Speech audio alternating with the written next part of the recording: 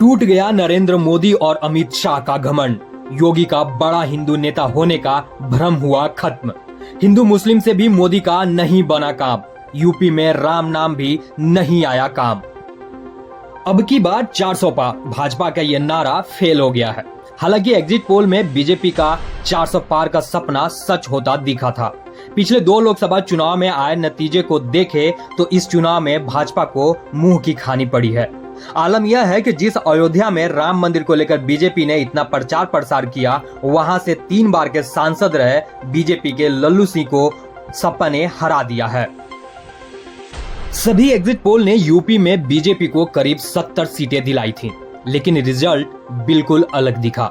BJP 33 सीटों पर सिमट कर रह गई। यह न केवल प्रधानमंत्री मोदी के लिए झटका है, बल्कि मुख्यमंत्री योगी आदित्यनाथ के लिए भी बुरी खबर है।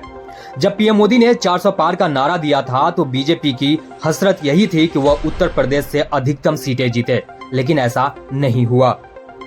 दूसरी तरफ सपा और कांग्रेस को यूपी में बड़ी जीत मिली है। इंडिया गठबंधन यहां कुल 43 सीटों पर अपना जीत का परचम लहराया है। यूपी का रिजल्ट इस बार पूरे देश को चौंका दिया है।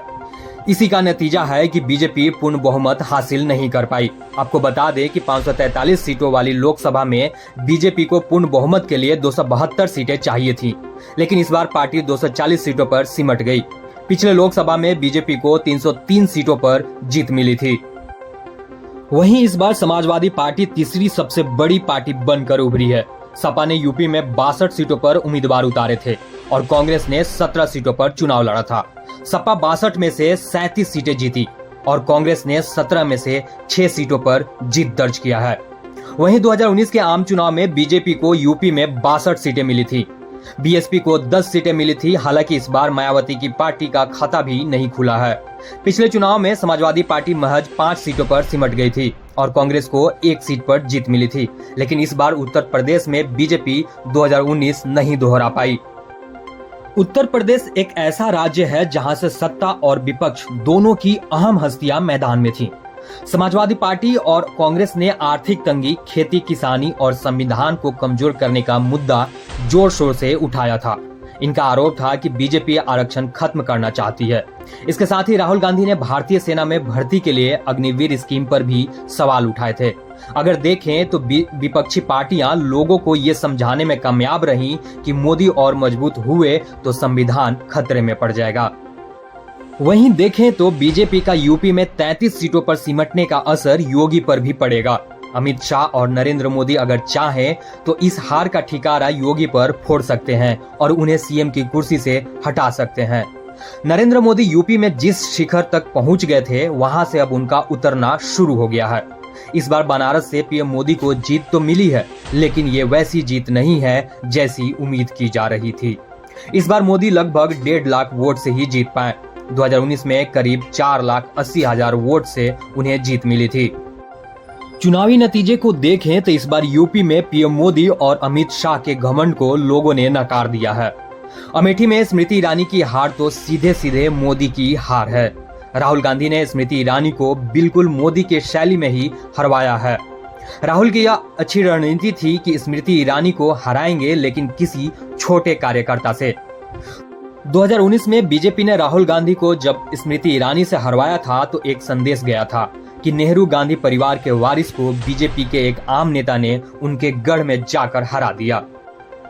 वहीं योगी का भी भ्रम यूपी ने तोड़ दिया है।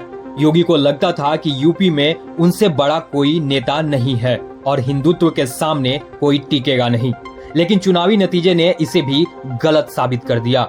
योगी गुजरात मॉडल से सरकार चलाना चाहते हैं। राज्य में वो नौकरशाहों के दम पर सरकार चला रहे हैं।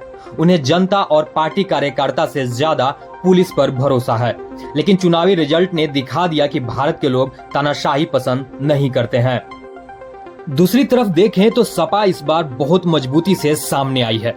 अखिलेश यादव ने इस बार टिकट बंटवारे में गैर यादव जातियों का खास ख्याल रखा था। मुस्लिम और यादव समाजवादी पार्टी के वोट बैंक माने जाते हैं, लेकिन अखिलेश यादव ने इस बार 62 में केवल 5 यादव उम्मीदवार ही उतारे थे और वो भी सब उन्हीं के परिवार के थे। पिछले चुनाव के मुकाबले इस बार सपा ने टिकट का बंटवारा बहुत समझदारी से किया। अयोध्या में किसी दलित को टिकट देना उनका सही फैसला था अवधेश प्रसाद पुराने सपाई हैं, उन्होंने अयोध्या में लल्लू सिंह को हराकर भाजपा को बड़ा झटका दिया है। इस चुनाव में अपना खाता न खोल पाई मायावती के लिए बड़ा संदेश है। मायावती को समझ जाना चाहिए कि दलित उनके बंधुआ मजदूर नहीं है। इस बार चुनाव में मायावती बिल्कुल हाशिए पर चली गई हैं और उनकी वापसी अब मुश्किल है। उनकी जगह चंद्रशेखर ले सकते हैं। नगीना से उनकी जीत यह बताती भी है। वहीं इस चुनाव से भाजपा और पीएम मोदी को भी सबक लेना चाहिए। चुनाव प्रचार के दौरान अखिलेश यादव पीडीए की बात कर रहे थे, जिसमें सारी जातियां शामिल थी। दूसरी तरफ बीजेपी ने बहुत ज्यादा मुसलमान कर रही थी। मोदी को समझ लेना चाहिए कि वह हर चुनाव को हिंदू मुसलमान करके नहीं जीत सकते हैं। वहीं इस बार यूपी में बीजेपी का खराब प्रदर्शन नरेंद्र मोदी के तीसरे टर्म की कई तैयारियों पर पानी फेर सकता है। इसके साथ ही जब उत्तर भारत में क्षेत्रीय पार्टियां सिमट रही थी, तब अखिलेश यादव मजबूत नेता के तौर पर उभरे हैं। अमेठी और रायबरेली में कांग्रेस भी मजबूती से उभरी है। अब नरेंद्र मोदी के 5 साल चंद्रबाबू नायडू और नीतीश कुमार पर टीका है, लेकिन इन दोनों नेताओं के अतीत का अनुभव बीजेपी के साथ अच्छा नहीं रहा है।